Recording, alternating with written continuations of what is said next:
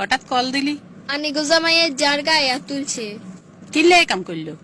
আজ যে বেতন হাইটিয়া গুনানি আর কাছে দিছে, এদিকে আর শাশুড়ির শরীর খারাপ। অনহি গেলে ডাক্তার দেখাই বটে খুঁজে হাসতা রায় একটি দিন এটা লাই আরে থাপ্পড় মারছে। না তাইলে তো কামটা বালা করে না জামাই। জামাই তো আতাই গেছে অন সামনে একখান কিছু বেশ কমলে গায়ে হাত তুলবো কিভাবে গেলে দমন ধরন যায় একখান সুবুদ্ধি দেন। তুই একখান কাম কর, অনে যায় নারী নির্যাতনের মামলা একখান দিয়ে তো জামাই নামে, তুই দেখবি হুঁসের মতন সোজা হয়ে গেছে। এটা কি ঠিক হইব নি? ঠিক হইব নি মানি, এটা হইলো একমাত্র রাস্তা জামাইরে সোজা করি বেল্লাই। তুই বোমার লগে টিয়ালো ঝামেলা করছত কেন? আপনি কেমনে বুঝছেন? তোরা যে হেরু না সিল্লি করছত, আবার যার কানে আইছে দরকার নাই আর চিকিৎসা করা নাই, এমনি ভালো হয়ে যামু। কি যে কোন মা, একটু অপেক্ষা করেন, আপনারা কাইলে ডাক্তার দেখামু। আপনার কি অভিযোগ বলুন? আজ আমার বিরুদ্ধে মামলা করতে মাইছি, প্রত্যেকটা দিন আর গায়ের উপরে হাত তুলে। কি কারণে আপনার গায়ে হাত তুলে? একটু বাড়াই কই নইলে মামলা কঠিন হইতো না।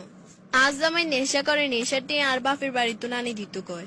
আয় রাজি না হলে এবারই আর গায়ে হাত তুলে, আবার মাঝে মাঝে যৌতুকের টিয়া লাগিয়ে চাপ দে।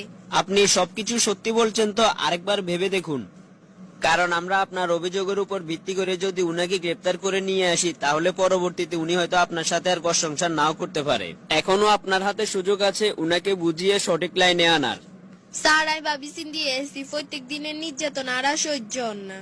ঠিক আছে, তাহলে আপনি মামলা করে যান, আমি আজকে আসামিকে গ্রেপ্তার করব। আর গায়ে হাত তুলছে তো অন কত দানে কত সাল বুঝবো।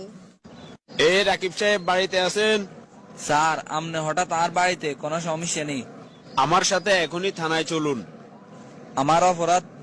আপনার বিরুদ্ধে নারী নির্যাতনের অভিযোগ আছে। আপনি নাকি নেশা করে যৌতুকের টাকার জন্য বউয়ের গায়ে হাত তুলেন। নাউজুবিল্লাহ। আপনি হয়তো জানেন না, আমাদের দেশে নারী নির্যাতনের আইন খুবই কড়া। কি ব্যাপার, তুই এত খবরই কেন জেলে তুন বাড়িছো? জামিনের বাইরেই আইছি, অতি শীঘ্রই এই মামলার নিষ্পত্তি করি এলাম। এইবার যদি তুই এখানে সোজা আরি সোজা হমু, তবে তোরে এর আগে ডিভোর্স দিতমু। কিনলে তুই এত বড় কঠিন সিদ্ধান্ত লড়। তুই এই মুহূর্তে আর বাড়িতে বাড়ি যায় ডিভোর্স লেটার দিতে, কাবিন সত্ত্বের টিয়াও দিয়ে দিমু। ওগো তুই আর একটা বার সুযোগ দ। তুই আরে জেলে 14 শিকের ভাত খাওয়াইছ, তোরাতে রান্না ভাত আই আর খাইতাম না। দুষ্টু গরুচ্ছে শূন্য গোয়াল হাজার গুণে ভালো। কিনলে যে আমি এত কঠোর হয়ে গেলাম, মন বাপের বাড়িতে চলে যান লাগে।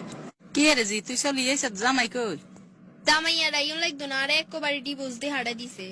এই কাম করলো কিল্লে?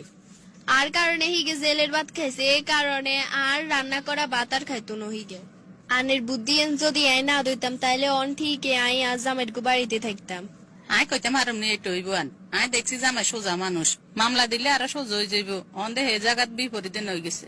কনে যে কইছে রশি বেশি টাইট দিতে নাই, টাইট দিলে সিঁড়ি যায়, এই কারণে আর অবস্থা কইছে। বন্ধুরা, এই গল্পটি থেকে আমরা কি শিখলাম? অতিরিক্ত কোনো কিছুই ভালো নয়। ভিডিওটি ভালো লাগলে শেয়ার করে অন্যকে দেখার সুযোগ করে দিন।